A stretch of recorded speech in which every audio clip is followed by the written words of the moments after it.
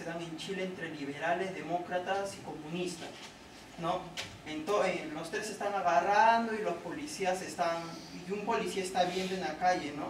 Y el 24 Leguía está en el gobierno y está viendo desde una azotea y con el presidente de aquel entonces se está tirando, ¿cómo se llama? Naranjas, ¿no? Ese es el año 24.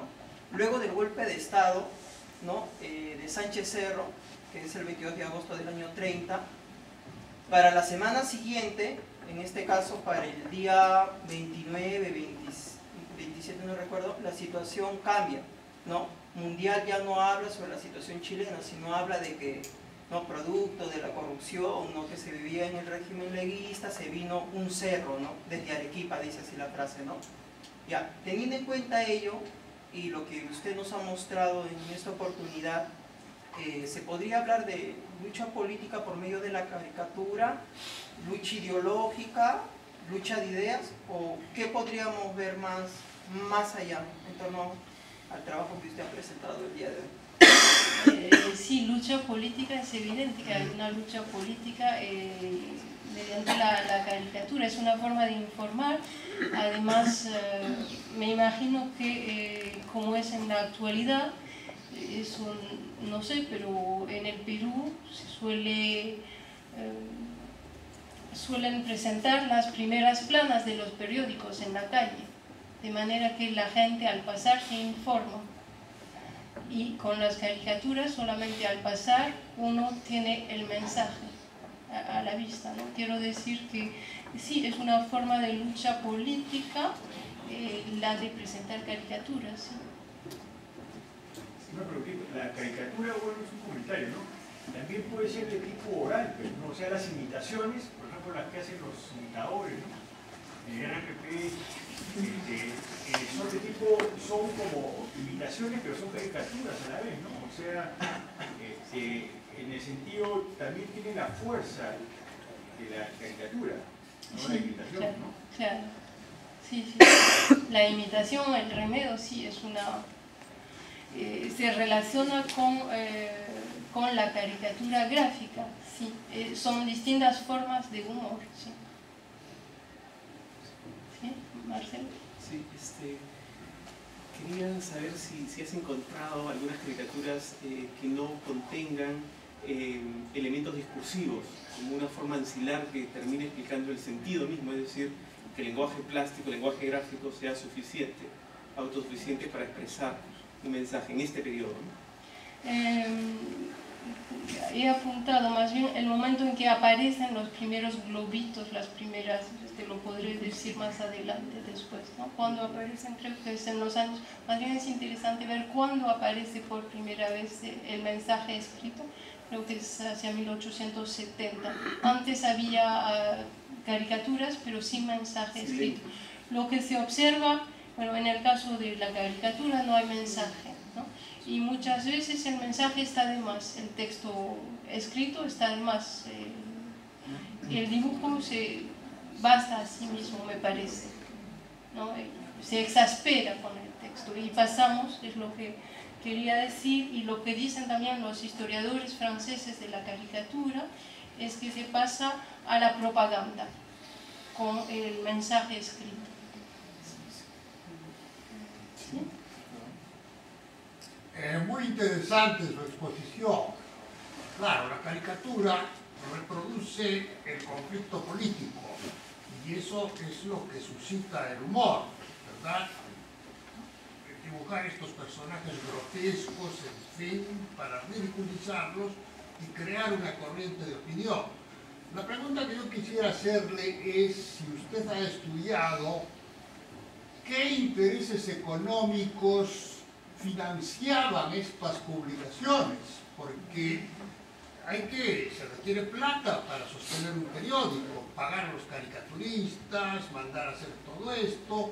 Entonces, pudiera ser que no se tratara solamente de gentes de buena voluntad que se incorporaban a la política haciendo esta crítica, ¿no? Tenía que haber un juego económico por lo bajo. Me parece que, en fin, no sé si usted ha investigado este aspecto. Sí, le puedo contestar un poco sobre la caricatura, como me parece sobre sobre monos y monadas. En ambos casos los directores de los periódicos dicen que no tienen, que tienen suscriptores morosos que se están quedando, que no van a poder seguir publicando la revista porque la venta, solo ganan con la venta en la calle, pero es uno de los motivos de la vida efímera de las revistas. Hay la censura y las leyes, y por otro lado el hecho de que se autofinancian, al parecer, al menos en el caso de la caricatura. Y en el caso de Monos y Monadas, al director de Monos y Monadas, a Leónidas Villarroel, se le propone ir a Argentina, y es mucho más interesante ir a trabajar para Caras y Caretas que quedarse en el Perú con Monos y Monadas.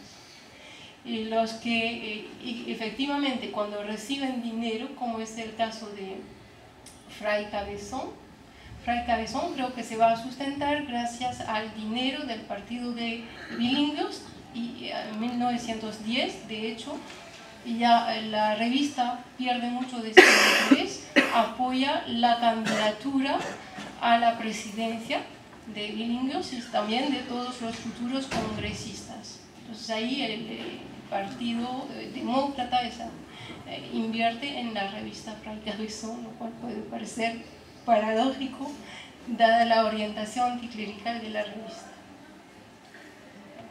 ¿Sí? Sí, una pregunta bastante puntual. A pesar de que el periodo es bastante corto, el periodo de estudio, quería preguntarle si es que había encontrado que las caricaturas o alguna de las caricaturas que he visto estaban firmadas por alguna autora mujer, o todos los autores de las caricaturas son hombres. No, todos son hombres, todo lo que he encontrado son hombres, autores hombres.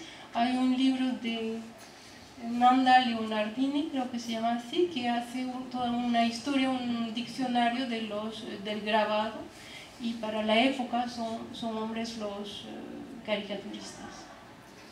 Una pregunta a propósito de eso, cortita. Dado que la caricatura no había una institución donde se aprendiese a hacer caricaturas, toda la formación de los caricaturistas es de manera autodidacta, o hay algún tipo de transferencia, tal vez había unos conocidos o algo así. Me parece que es una formación autodidacta, y por cotejar, por tener acceso a otras revistas de otros países, por lo que circula entre un país y otro. Una más, somos un país, bueno, realmente visual y oral más que escrito. Chavín, Caracas, Nazca y el buen Guamán Poma de Ayala. Seguimos con los dibujos. ¿Ha visto en alguna de las revistas republicanas alguna continuación o algún autor, dibujante que haya mantenido o haya querido copiar algún rasgo, un dibujo de la época colonial, virreinal o autóctona, o sea, en sus caricaturas, que haya querido recrear a Guamán o a un dibujo de Chavín, de sus caricaturas, que haya querido regresar a eso? No se tenía acceso en aquel entonces a esas fuentes. Lo único que hay una caricatura que tengo por otro lado que presenta a Max Uhle, el historiador, en el museo histórico, entonces remite justamente a la situación contemporánea. Muy interesante el trabajo, muy atractivas las caricaturas, pero yo quería recordar que este es un aspecto de la sátira política, la caricatura. La otra, la sátira textual, es mucho más abundante, ¿no? En los mismos periódicos que has estudiado. Claro. Es otro trabajo por hacer. Sí, hay los textos y las caricaturas. Sí.